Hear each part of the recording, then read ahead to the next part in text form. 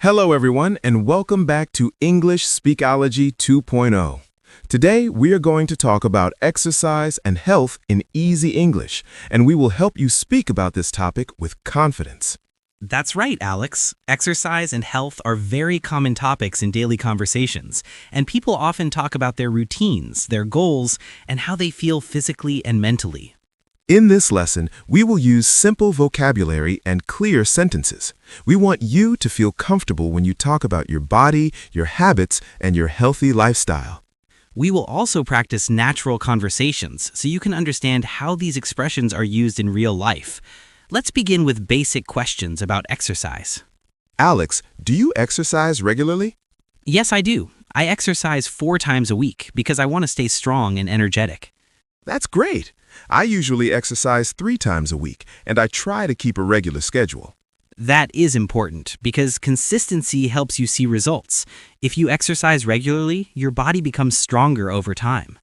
Many people say, I go to the gym after work, or I work out in the morning before breakfast. These are simple and clear sentences. You can also say, I take a walk every evening or I ride my bike on weekends. These activities are good for your heart and your overall health. Some people do not have much time, so they say, I exercise at home because it is more convenient. That is very common. Home workouts are popular because they save time and money. Let's talk about different types of exercise. There are many ways to stay active. Yes, some people prefer cardio exercises like running, swimming, or cycling. These activities increase your heart rate and improve endurance. Others prefer strength training, such as lifting weights or doing push-ups. Strength training helps build muscle and improve posture. Yoga and stretching are also popular. They improve flexibility and reduce stress. You can say, I practice yoga because it relaxes my mind and body. Or, I go swimming because it is easy on my joints. Team sports are another option. Some people say, I play football with my friends every Saturday. Team sports are not only good for your body, but also for social interaction. You meet new people and enjoy friendly competition. Exercise is important, but health includes many other things. It includes nutrition, sleep, and mental well-being. That's true. You can say, I try to eat balanced meals and drink enough water. Or, I sleep at least 7 hours every night because I need rest. Mental health is also important. Some people say, I meditate for 10 minutes every day to reduce stress.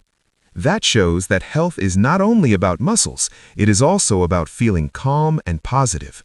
Let's talk more about food. Healthy eating is an important part of a healthy lifestyle. Yes, you can say, I eat vegetables and fruits every day. Or, I avoid fast food because it is not good for my health. Some people say, I cook at home because I want to control the ingredients. That is a smart choice.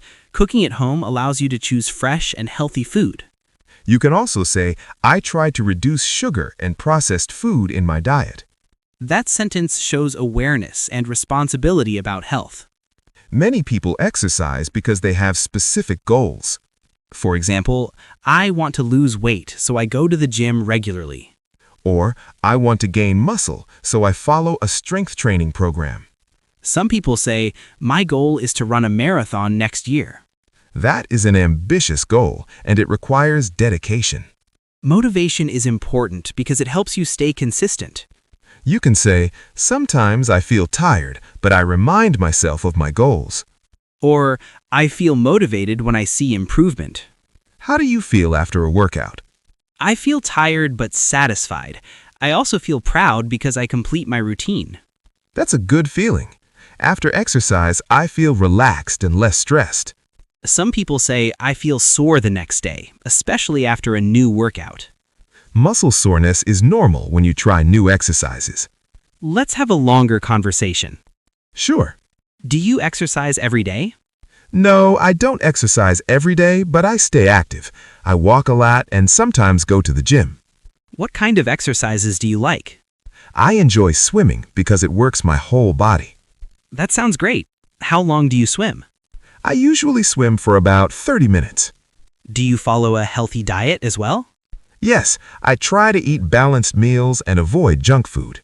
Let's begin with basic sentences you can use to describe how you feel. For example, you can say, I feel tired today. That is simple and clear.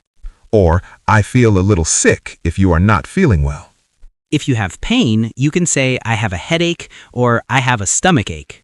You can also say, my back hurts or my throat is sore. These expressions are very common when you talk to a friend or a doctor. If you feel very tired, you can say, I feel exhausted. Or, I feel weak and low on energy.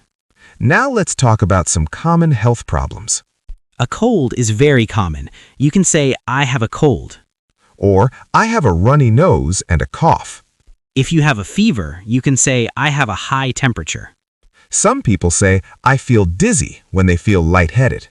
You can also say, I have a sore throat or I have a headache. These sentences are short but very useful. Now, let's imagine you visit a doctor. The doctor might ask, what seems to be the problem? And you can answer, I have a headache and I feel very tired. The doctor might ask, how long have you felt this way? You can say, I have felt this way for 2 days. Then the doctor may ask, do you have a fever? You can answer, yes, I do, or no, I don't. It is important to describe your symptoms clearly. Sometimes you need to give advice to someone who feels sick. For example, you can say, you should rest and drink plenty of water. Or, you should see a doctor if the pain continues. If someone feels stressed, you can say, you should take a break and relax. Another example is, you should eat healthy food and exercise regularly.